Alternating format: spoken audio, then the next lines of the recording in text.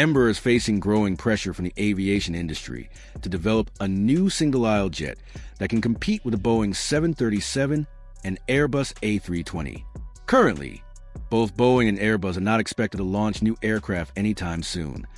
Boeing is grappling with financial troubles and a damaged reputation due to safety concerns, while Airbus is busy fulfilling a massive backlog of A320neo orders and sees no urgency to start a new model. Although Boeing once estimated a new single-aisle program would cost around $50 billion.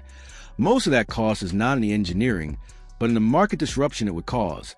New designs would slow sales and deliveries of existing models.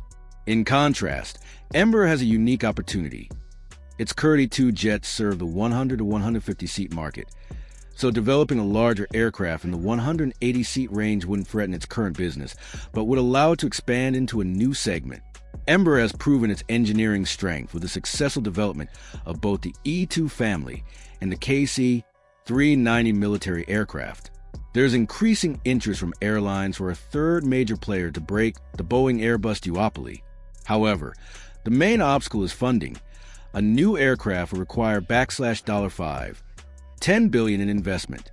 Although Embraer's 2024 financials are stronger, with $6.4 billion in revenue and a $26.3 billion backlog, it still lacks the capital to finance such a project alone. Previous attempts at partnerships have been disappointing. The CBA-123 project with Argentina failed due to excessive costs and poor market fit. More recently, Boeing backed out a proposed joint venture, leaving Embraer with financial losses and just $150 million in arbitration compensation. Going forward, Embraer is determined to avoid giving up control to any new partner.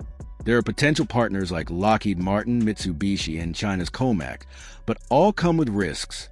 One of the most promising and strategically sound options could be Saudi Arabia, with a sovereign wealth fund worth $925 billion and a national interest in building an aerospace industry. Saudi Arabia has the patience and resources to support a major program like this without demanding immediate returns or control over Embraer. Would you like a voice-over style script version of this next?